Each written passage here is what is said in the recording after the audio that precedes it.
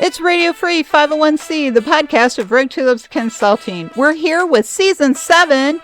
So glad you're joining us. I'm your host, Cecilia Supp, CAEACNP, and I'm so glad you're here for this exciting year of so many great topics, so don't forget to subscribe.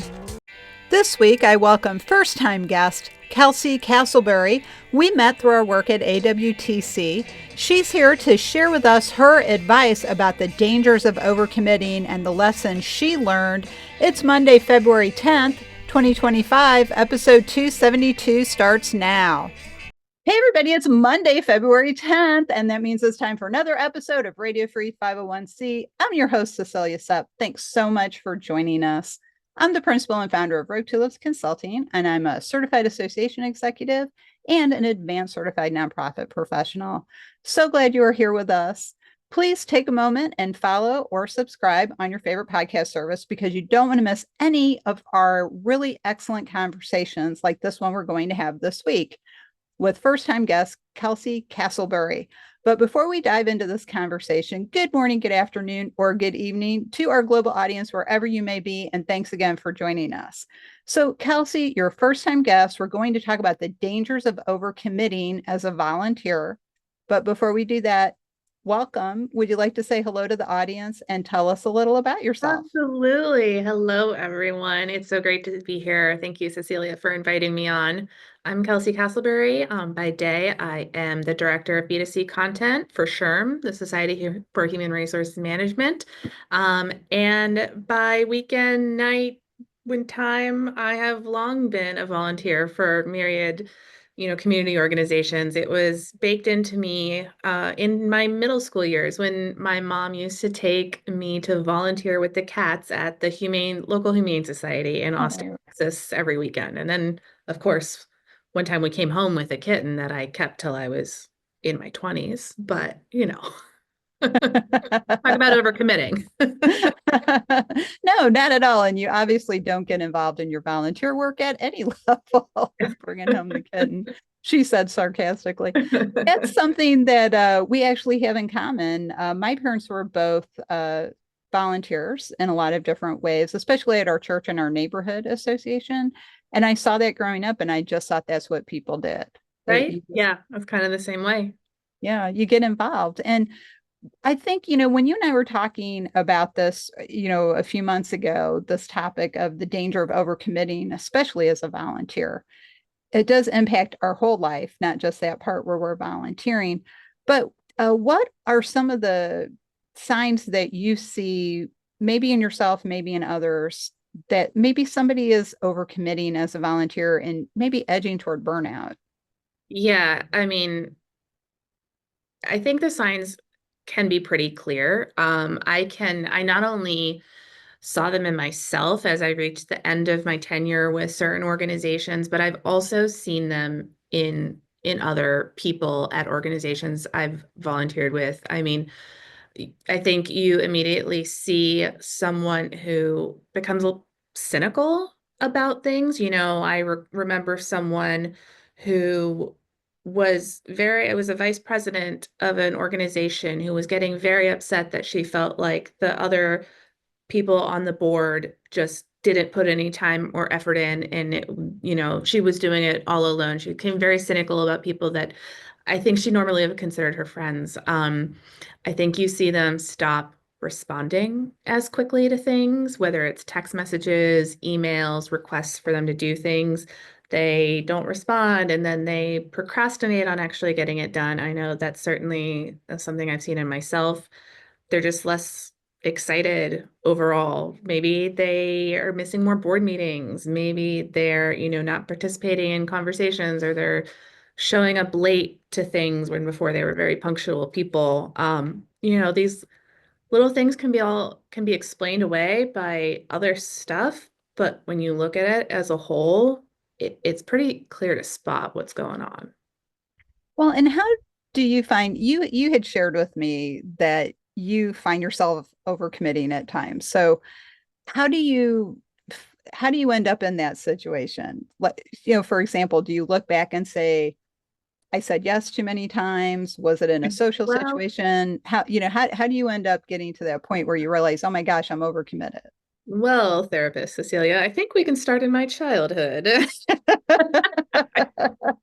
we I just blame your mother? I I don't know. she wouldn't like hearing that, but I am a huge people pleaser. It's just part of my personality. So it's my default to say yes, and not say no, because Mhm, I just hate saying no to people. I want to make everyone happy, but that's like the most dangerous thing, right? In any part of your life is saying yes when it hurts you to say yes, and you really should be saying no. So many people, and this is including myself, I would rather hurt myself than hurt other people, by saying no yeah. to anything. And so just really not having your best self-interest. Um, Especially when people are really asking you to do something, and it feels good when people ask you to do something because, Mhm, that means they think you're valuable. That means they think you have the right skills. That means they trust you. And it's hard to say no when people put that sort of like badge of honor on you. And I am mhm. very susceptible to that. So the key time when this came into my life was in 2021, or no, I'm sorry, not 2021, in 2019, when I agreed to be the president of two nonprofits, a local 501(c)(3) children's theater and a national 501(c)(6) trade association, small trade association I was part of. One of them, I was like, I had been on the path to do this. I knew it was something I wanted to do. And the other one was like people going, come on, Kelsey, like you should do it. You'd be so good, et cetera, et cetera. And I kind of, at first I said So, no, and then I kind of let myself be convinced into it. And then, of course, we all know what happened in 2020. Suffice it to say, not the best year to be in charge of any nonprofit. Nonetheless, two nonprofits that both really relied on events to make money, whether it was conferences or theater productions and education. I remember in late March 2020 being on a phone with the board of directors. We had a production of a Disney musical coming up that was supposed to open, I think, in early May, and we had already sold $10,000 worth of tickets or something for it, and making that decision that we had to postpone and okay. postpone, and then we postponed, and then we put. And the good news is that we eventually did get to it in June 2021, with the same cast, but I just got off that phone and cried so much, thinking, this 60-year-old arts organization is going to go under while I'm the president. So it was tough. But I learned a lot about not overcommitting. So I guess, yeah. So I just have to say I'm pretty stunned that you said yes to being president of two organizations at the same time as a volunteer because one is so much. Yeah. Uh, so you must really have believed in both of these organizations. One of them, I did. I really did. One of them, the children's theater, it was just like my passion. I'm passionate about children's theater. I still am, despite no longer being involved in the organization. I've seen it do amazing things for kids. It did amazing things for me as a child growing up. And then the other one, I had gotten a lot of value out of this small association, and I wanted to be part of creating that value for other members. But in fairness, the traditional role of president at that small association was to do things like go on site tours for the annual conference. And, just like What? it wasn't it wasn't a heavy lift. We had a great executive director who who did a lot of the work, and the president was just much more of a figurehead, you know, did planning for the annual conference and stuff like that. So it wasn't supposed to be a super stressful position. Actually the day, everything shut down in 2020 on Thursday, I think the 12th, Friday the 13th. And I was supposed to go to Santa Barbara, California on March 16th to Hmm. help plan for our conference later that year. And of course, I didn't go. That conference didn't happen. I got to lead the association's only ever virtual conference, as so many other association leaders did. Right. So that one, I didn't think it was going to be a huge heavy lift. Um, and the world said differently. Right. Yes, the lockdown really did throw all of us for a loop Yeah. in that.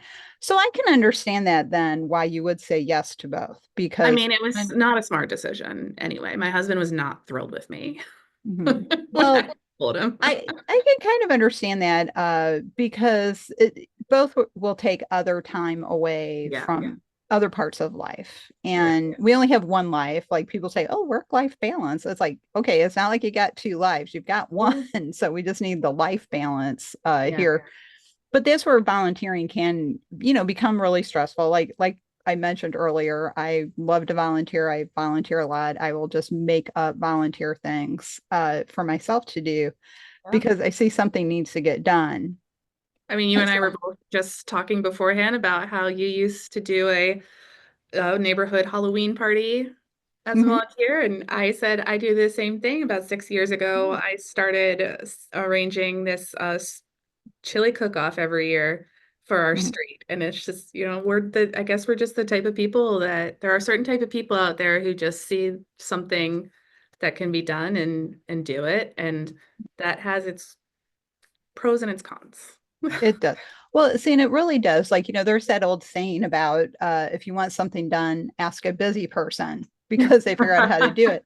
But the problem with that is then you have like that old saying about the straw that breaks the camel's back, I one more know. thing and that's it, it's all over. And actually, Nicole Kidman, the actress, has said in the past that there is solace in work. And I got involved in doing the Halloween event right after I lost my chief staff executive job in 2017 because, I was in between jobs. I had Right. not decided to go back to consulting yet. And the person in the neighborhood who had been organizing it moved to California Hmm. from the East Coast. So they needed a volunteer, and two very active people in the neighborhood were not going to do it, but they wanted to find someone to do it. So I said, oh, well, I'll do it, and I got all the information. I organized the whole thing. We did not have a rain date. So, of course, what happened the day of the event, we had a horrific thunderstorm, as we only do here in the mid Atlantic Right. lightning, thunder, downpour, cannot be outside at all. And I had spent months organizing it. And that was really devastating after putting in all the work. It's similar to like how you had to cancel. Well, it's similar, but the impact of losing Yeah. $10,000 is way Mhm. more than like Yeah, not but being able still, to, it's like you put so you much know, work into something, and yeah. then, And then that's it. plus, here I was like, what is going to happen to me? What's going to be next in my career? And then I tried doing this volunteer thing so I can be like, oh, I'm contributing in a way, and then it didn't Hmm. work out. But every year after that, I ended up doing it for about well, almost 8 years, I guess, Hmm. probably. And and it was fun and I enjoyed it. And every year people would have comments. And so every year I would make it different and use the comments people gave me. Hmm. But then another thing that contributes to volunteer burnout is when, okay, first of all, you're a volunteer, you're doing it because you're doing it free and you think it's important, you want to help, you want to contribute. It's when the other people start attacking you, Hmm. undermining you, insulting you, making demands, and then think they can speak to you that way. And I think that's a huge part of volunteer burnout that we don't talk about. Absolutely. It had an experience once where I arranged the silent auction for a fundraiser, and it made about $13,000. Um, I probably did about 90% of the procurement of the silent auction items, and probably 3 to 5 other people pitched in a little bit for that last 10%. And I was told I didn't attend the next meeting, and I was told that people said I'm not sure we should do it anymore. We only made $13,000. It wasn't worth the work. And I just thought, what? You guys didn't work. Like, and so it's that like that lack of gratitude. And I see Uh, it I mean, I see it everywhere, not just for me. I'm not saying I'm the only person, who's experienced this, but obviously, it happened to you. And I think that is such a key thing for nonprofit volunteers or even, staff leaders who have volunteers to remember is that they're doing this because they care about it. They're doing it because they want to make a change. They want to make, things better, improve the world through the mission of the organization. But they need to be told that what they're doing matters because you can only tell yourself so much that what you're doing matters without getting any reinforcement from other people. It's not about wanting the credit. It's not about thinking that you're the end all be all of an organization or a project or anything. It's about it being validated that the time you spent doing that work actually matters to other people too and to the organization.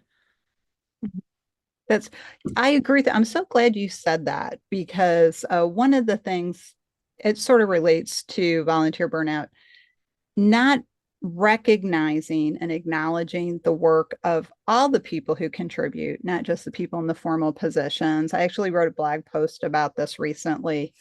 If the audience is interested, if you go to my blog, you can find all of my blog posts. But I did write one about why join if it's invitation only is the Mhm. title because people everybody in the organization contributes usually in some way.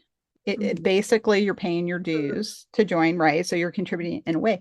But there's so many more people outside the formal structures, like outside the committees, outside the board, outside chapter leadership.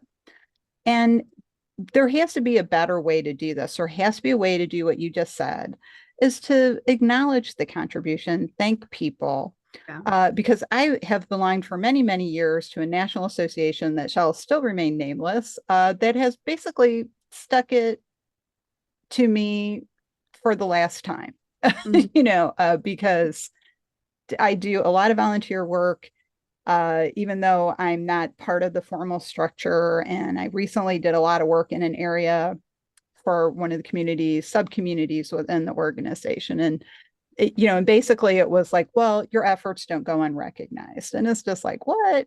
It's like, that's not right. If people are contributing and doing ad hoc work for you without you asking them to, or maybe because you're not doing it for your members, that's a thing that really should be taken a little more seriously. And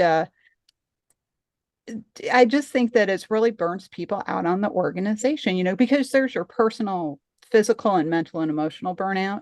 But then you get burned out on an organization. It's like, how many times you got to get kicked in the teeth before Right. you realize I should just take my energy elsewhere, right? I was part of an organization for quite a while where I left once because of bad leadership. I came back when that leadership was gone. I left again due to a problem with leadership. And the executive director told me not that long after, well, you know, we're just waiting for you to come back.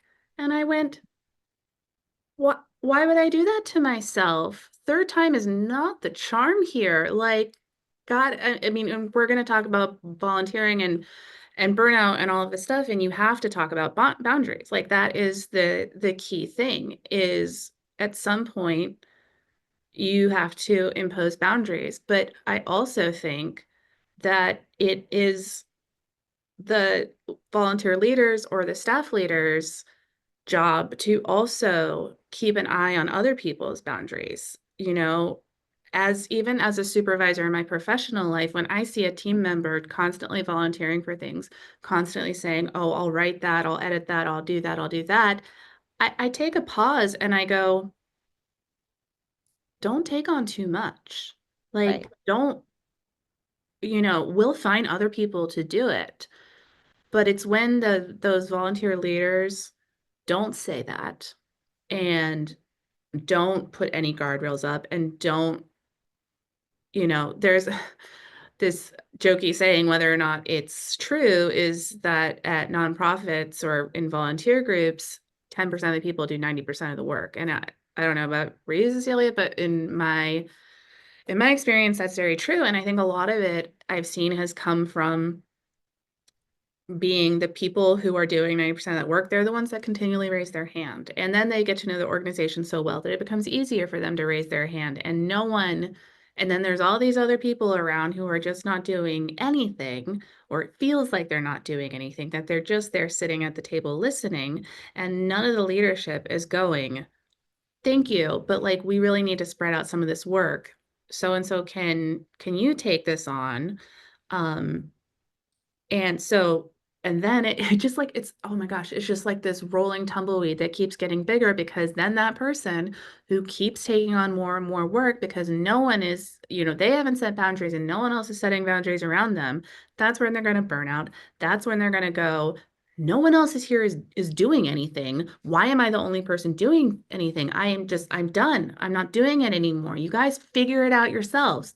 All the balls can drop. And Right. I have felt that way. I have heard other people say those things. Someone said to me once, like, just let all the balls drop. They'll figure it out themselves. And that is a hard thing to do when you care about a mission, when you Mhm. care about the people who benefit from your programs. But in some ways, it's true. Mhm. No, you're absolutely right. Letting people fail is the hardest thing to do. And you have to sometimes. And the 10% 90% thing, it's not scientific like you and I talked I about as know. we were prepping, But but it feels it's very scientific. it feels scientific because you're in the middle of it. And it Yeah. really does tend to be a small group of people. The flip side of how you explained it, of you have the small group of people who constantly volunteer. The flip side of that is staff tends to ask the same people over and over again Well, I to mean, and do when you can things. trust someone to get something done, it's, Then then it seems easy, it seems to make sense. yeah, But it really doesn't, because then we complain about a lack of member engagement. yeah. Because what ends up happening in that scenario is that everybody thinks the organization is run by, big reveal, a clique, because it's always the same people who get You're picked so all the right. time, and You are everybody's the so same people with right. awards for everything, because the Yes. opportunities, as you so well stated, are not spread out. Oh They're my not gosh, open. We you're don't ask so different right. people. At the theater, it was constant. When I got involved, I had just gotten married. I didn't have any children. Eventually, as my son grew up, he started doing some workshops there, but never any of the main stage productions. But it was just this whole big thing that everyone always said, oh, well, the board members' kids get all the roles. And Mhm. it's like, it's the kind of this circle. It's like this catch 22. Well, if their kid is good, they get cast in more shows. And then the parents feel like they have to be there more because their kid is there. So they might as well just join the board. And then they're doing work. And then the parents are trusted and the kids have been around a long time. And it's just this like It's a dynamic cycle. of like, which came first, the chicken or the egg? Well, and also a misinterpretation of the facts and a misinterpretation of the situation. I have another good example along those lines. When ASAE brought back the Gold Circle Awards many years ago, like, it had been around, imploded because it had 400 plus categories. Oh, wow. I Full wasn't time. aware of that. Oh, yeah. See, a lot of this is why our association history is important. So, because I've been around for a while. So the Gold Circle Awards had at one point had two full-time staff people who worked all year long because it was 400 plus categories. Mhm. And then you had to get all the volunteers organized to review the awards, and it just collapsed in on itself. It became too Sure. big to be supported. So it Mhm. was gone for a while. And then I was an ad hoc volunteer for the communications section at ASAE. And the leadership of the council wanted to do a proposal through the ad hoc group to the ASAE board to bring back the Gold Circle Awards, but to keep it small and Mhm. just bring back for communication and marketing. And I actually just communications, because there is a separate marketing group. That's right. Mhm. So it's just communication. And I helped write that proposal. So the proposal got approved and they brought back the Gold Circle Awards. And we just had kind of a working group the first year. And we had a staff person who worked with us. And then the next year, we formed an official committee, and I was the first chair of the new Gold Circle Awards program. Mm-hmm. And then I got on the communication section council because I had done ad hoc work, and they said, oh, hey, she actually helps and does stuff. So let's bring her Mm-hmm. on. So then I was on for a while, and I applied to be the vice chair, Mm-hmm. and I became the vice chair of the communication section council. Then I became the chair and had a couple people apply to be the vice chair, and I picked it was just one of those things, it comes down to a wire, right? Right. And the person I picked happened to be the vice chair of the Gold Circle Awards Committee Oh. when I was on it. So then the attitude, people started like having a nasty attitude about certain things. And I'm like, what's going on? People thought you had to be on the Gold Circle Awards Committee to become the leadership of the council, Oh, even though one had nothing to do with the other, right. right? Other than the volunteers had been on that same committee. Right. But you also pick a person you can work with, right? Yep. Because I've already worked with this person I was up there, right? So Yep. They that can be thing, and effective then together. yeah, and it came out in kind of a passive aggressive comment that somebody else on the council made. And I'm like, why are you acting like this? Why are you talking to me like this? I don't understand. And then she explained why, and I said, okay, this is not what you think it is, and then explained it, and then the nastiness cleared up because it came And out how into the many open. how many times has that happened in your life? Because I know it's happened a lot in mine, is that you seem to have this like someone seems to have a problem with you, or like you feel like you have a little bit of a beef with them, and it's not necessarily based on like any sort of facts or even anything like that. It's solely because you both have your own perceptions of how something has happened or hasn't happened. And if you guys just sat down, if you grabbed a cup of coffee, if you had a conversation and be like, okay, can we parse out like what actually has happened or hasn't happened? And you realize so quickly, like, yeah, we both kind of, screwed this up. And you really end up do liking each other, or it all makes sense. But it's Yeah. like you have to ask the question. And then when you have to pick someone, though, that process, it's right and professional and ethical to keep it somewhat confidential Mm, as to how the decision was made. In that scenario, with the who am I going to pick to be the vice chair when I'm chair of the council, two really great candidates, two people I knew, two people who contributed. They were so close that there were mm, two deciding factors. The candidate who was selected actually interviewed me and the outgoing chair to ask about the job, and mhm. he dated his application.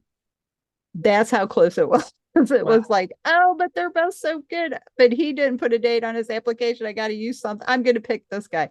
That's how Wow. close these things get sometimes.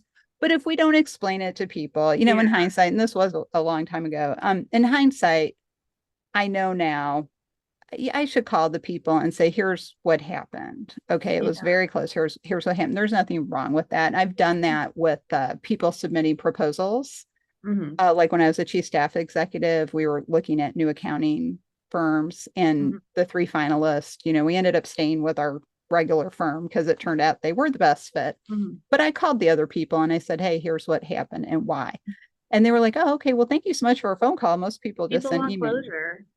Yeah, People. they want to understand, and it's really worthwhile, Mhm. to do that. And so bringing it back, because I know we have to wrap up, because I know you have a full schedule.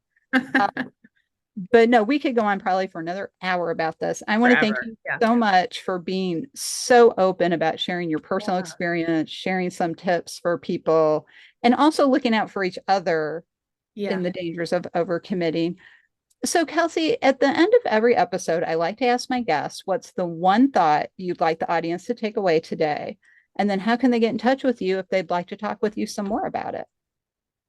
Sure. Well, oh gosh, put me on the spot. So I think the one thought that it's kind of repetitive of what I said already, but I think the key is to remember that you are all in it together for the same mission when you are volunteering for a nonprofit. You might have different ways that you want to achieve a goal. You might have different ideas of strategies or anything like that, but you do want the same thing in the end. Excuse me.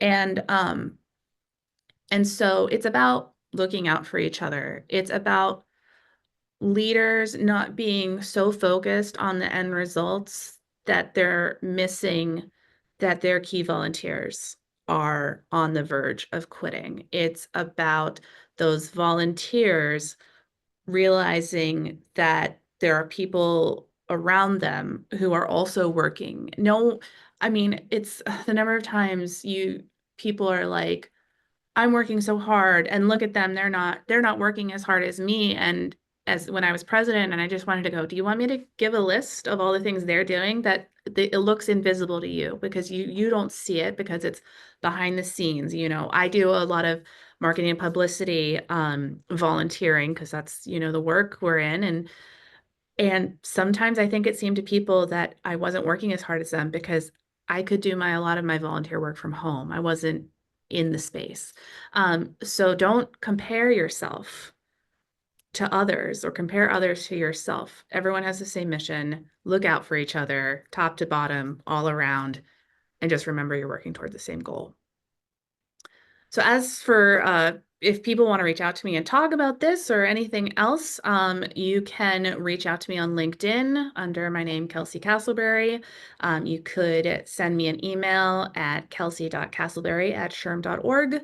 And I love meeting new people in associations and, nonprofits. So I'd love to chat to anyone who wanted to talk more. That's great. Well, thank you so much, Kelsey. And that's a wonderful closing thought. We are all in this towards the same goal. So let's work together. I love that. Thank you so much. So we have to go rogue for now, but we'll be back next time with another exciting episode just like this one. So again, please remember to follow or subscribe so you don't miss a thing in 2025. If you'd like to learn more about Rogue Tulips Consulting and how we can help your organization bloom outside the box, check out our website and then let's have a conversation. If you're a current CAE candidate or a current CAE looking for education to either prepare for the exam or get renewal credits, check out our education page. And also encourage you to check out our blog, Going Rogue, to find out what is on my mind this week. So that's it for now. Thanks again for joining us. And on behalf of Kelsey and myself, we'll see you next time. That's it for this week. I hope you really loved this episode as much as I did. Thanks for listening. Learn more about how our experience and knowledge at Rogue Tulips can give your organization the strategic edge to reach its goals. Check out our website at roguetulips.com. We'd love to talk with you and see how we can work together. Thanks.